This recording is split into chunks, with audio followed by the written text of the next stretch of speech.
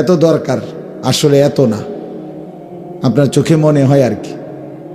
কিন্তু আপনি শুধু ইনসাফের সাথে যদি দেখেন গুনার আয়োজন কি পরিমাণ, তাইলেই বুঝবেন এই সমাজের ঘরকে ঘর, গুনার আয়োজন খুব বেশি, নেকির আয়োজন খুব কম। টেলিভিশন নাই কয়টা ঘরে, টেলিভিশন দেখে না প্রতিটা ঘরে কয়জন, হাতে হাতে মোবাইল নাই কয়জন। ছেলেপেলেদের মধ্যে একটা মহল্লার মধ্যে আশপাশে মিলাইয়া যদি 10টা মসজিদ হয়, 10টা মসজিদে ফজরের নামাজের মুসল্লি 10 জন করে 100 জন তো হবে না। তাইলে বলেন, আমি সেদিন এক জায়গায় গেছি মাহফিলে,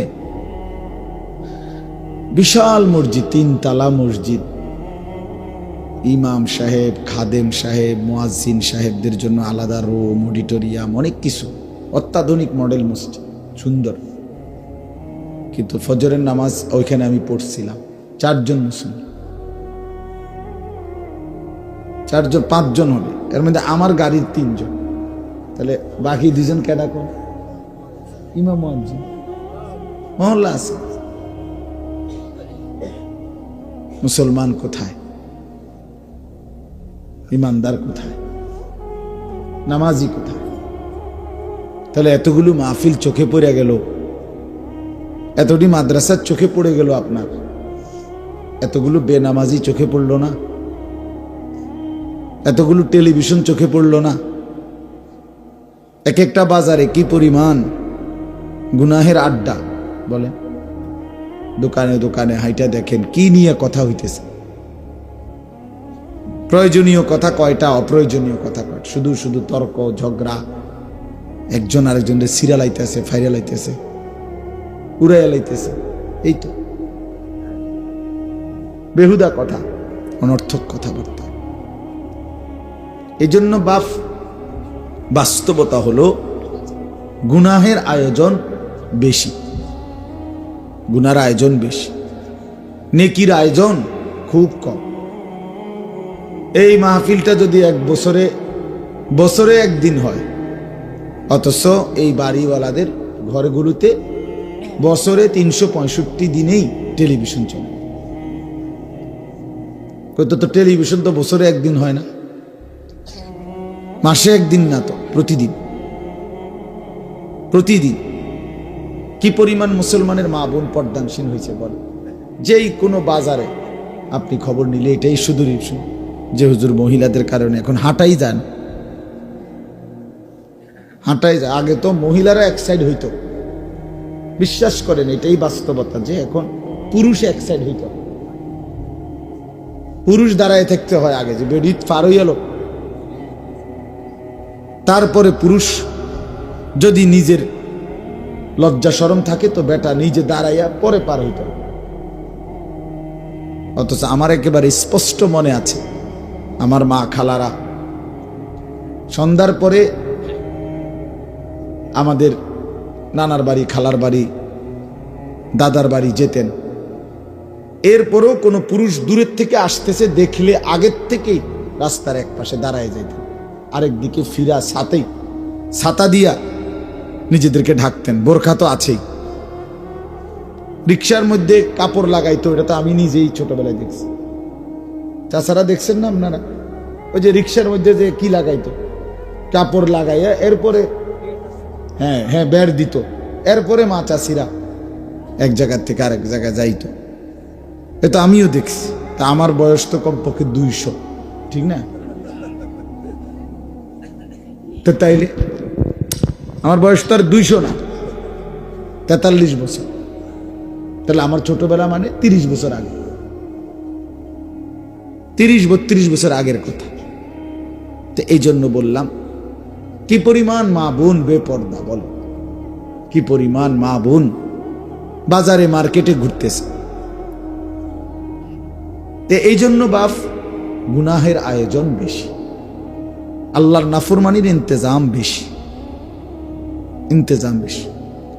একটা টেলিভিশনে একটা চ্যানেল না, মনে 100টার উপরে চ্যানেল, আরো বেশি হয়। এই ভারতীয় অসভ্য চ্যানেল তো শত শত, ইন্ডিয়ান চ্যানেল কুরুচিপূর্ণ, যেখানে কোনো শিক্ষণীয় কিচ্ছু নেই, কিচ্ছু নেই। সবগুলো চ্যানেলের মূল মাকসাদ ইন্ডিয়ান, অসভ্যতা, নোংরামি, মানুষের মধ্যে অশ্লীলতা, আর কিছু আছে পারিবারিক অশান্তি কিভাবে তৈরি হয়, স্বামী স্ত্রীর ঝগড়া, শ্বশুর এবং বউয়ের ঝগড়া, দেবর ননদের সাথে ঝগড়া কেমনে, এই সব নিয়ে শেখানো হয় প্র্যাকটিক্যাল।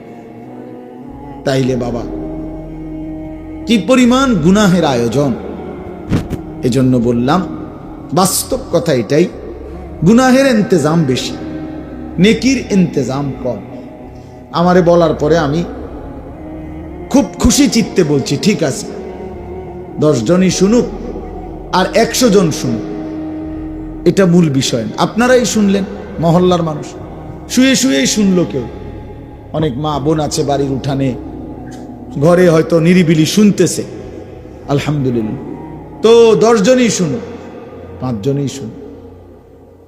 একটা মাহফিল দিয়ে যদি সারা বাংলাদেশ শুনাইতে হয়, এ তো জরুরি না। তাহলে বাকি মাহফিল ওলারা তো আয়োজন করবো কেমনে?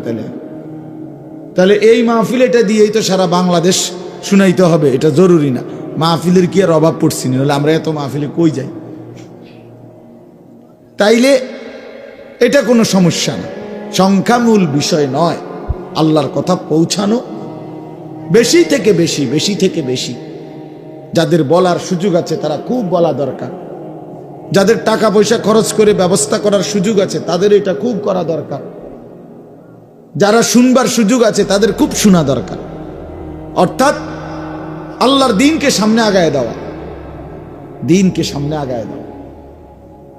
হাদিসে আছে আল্লাহর নবী সাল্লাল্লাহু আলাইহি সাল্লাম বলছেন, অনেক সময় আমার হাদিস যে আমার থেকে সংগ্রহ করছে, শুনছে, সে এরপরে যার কাছে বলছে, হতে পারে সে এর চাইতেও বেশি সংরক্ষণ করবে, মুখস্থ রাখবে, আরো বেশি প্রচার করবে।